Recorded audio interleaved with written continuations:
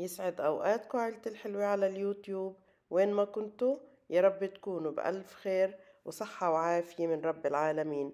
اليوم رح نعمل مع بعض فتة الدجاج، صحن كتير كتير طيب ورح يعجبكم إن شاء الله. إذا حابين تعرفوا هالوصفة كيف بعملها على طريقتي، بليز تفضلوا معي لمطبخي ونوروني بحضوركم الحلو. أول شغلة رح نعملها لوصفتنا اليوم، رح نحضر الدجاج. مثل ما شايفين أنا غسلته، كل حد فينا له طريقة بغسل الدجاج. بعد هيك حطيته بالمي، سلقته، شلت الزفرة كلها، وبعدين حطيت المطيبات أو المعطرات. حطيت حبة لومي هيل، كبش قرنفل 4، وحطيت ورق غار، وكمان عودين قرفة. بعد ما غلت المي حطيت كمان ملح، وبننتظر بس لينسلق عنا الدجاج. لازم نكون سالقين الدجاج لان احنا بحاجة لمرق الدجاج. الدجاج عندي ما شاء الله استوى وطفيت تحته، رح انشله بالمصفاي. لازم يكون الدجاج عندي ناشف من اي سوائل. بتنجر على النار حطيت معلقة ونص من السمنة، ورح اضيف كمان القليل من الزيت النباتي. بهاي المرحلة فيكم تحطوا عود قرفة، كم حبة هيل، كبش قرنفل، ورقتين غار، وتقلوهن بالسمنة والزيت. وممكن ما تعملوا هالخطوة، أحيانا بعملها وأحيانا بكتفي بس بنكهة البهارات اللي بمرق الدجاج.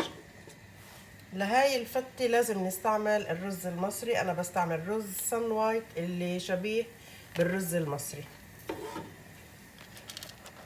إلي وقت طويل حتى نقعته. هون 3 كوبايات.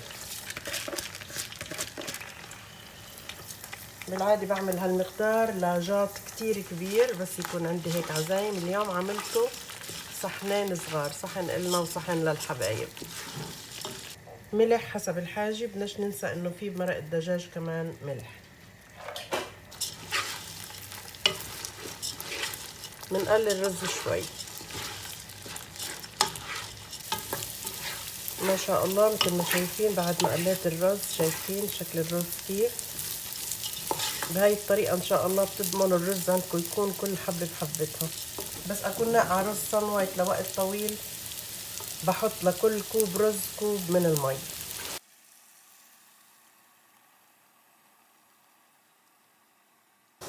حتى المي بتغلي، فمثل ما شايفين كمان عم تغلي على طول. كل اللي بعمله بوطي على الاخر على الاخر، وما بقرب عليهن ولا بحركن لحتى تنشف ميتهم. بالوقت اللي الرز على النار رح اعمل صوص اللبن اللي بدنا نحطه فوق الرز. استعملت كيلو لبن، يوغرت زبادي، وبليز اسخوا بالثوم، عصير حبتين من الليمون. بتحبوا الليمون ظاهر اكتر فيكم تضيفوا اكتر. 3 معالق طعام ل4 معالق طعام من الطحينية او الطحينة السائلة، او البعض بقول لها الراشي. وملح، وما بدنا ننسى انه في عالثوم ملح. بحال حطيتوه صوص بتحطوا اقل من هيك طبعا، يعني حسب الحاجة. مش شرط ينعمل هذا الصوص بأبريق الكوكتيل. انا عملته قبل مرة الوصفة ومفرجيتكم انه كنت عملته بالجاط عادي وبالمضرب اليدوي. المهم تكونوا دقين الثوم ناعم جدا جدا. ما شاء الله هذا الرز بعد ما نشفت ميته كل حنية بقلب وبكل هدوء، بس لتصير الحبة اللي تحت فوق واللي فوق تحت، وبرجع بسكر عليهن من 5 7 8 دقايق، مش اكتر من هيك، وبتنبتوا بكون معنا كل حبة بحبتها ان شاء الله. لوصفتنا انا بحاجة لخبز مقلي، وممكن كمان يكون محمص. ترتيب الصحن هي الخطوة الأخيرة اللي قبل التقديم مباشرة بنعملها حتى يفضل الخبز مقرمش. فيكو تتركوا الخبز على ما هو عليه، وفيكو تحطوا معلقتين من صوص اللبن.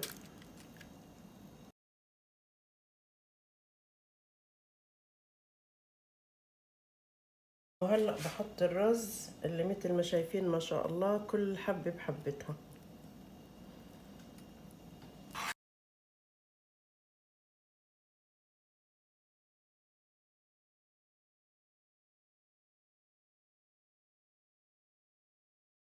وبضيف قطعة دجاج مثل ما شايفين عملتها قطع صغيرة.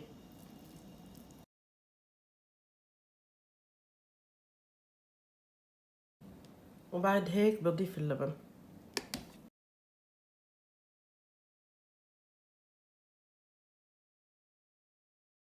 الباقي من اللبن بضيف له قرنين فلفل حار وبرجع بشغل الماشين لحتى احصل على صوص حار للي بحب الحار.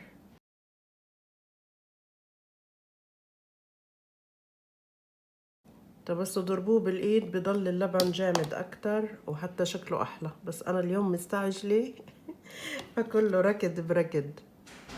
ما بحب احط من خليط اللبن اكتر من هيك عشان في ناس ما بتحب الرز متشتش باللبن. بحط بكاسي واللي بحب يضيف على صحنه بضيف. انا المكسرات مقلية من عندي قبل بوقت، عشان هيك بس اضيف السمنة رح اسيحها لوحدها. وطبعا فيكم بدون اضافة السمنة اذا ما بتحبوا الدسم. هاي لوز.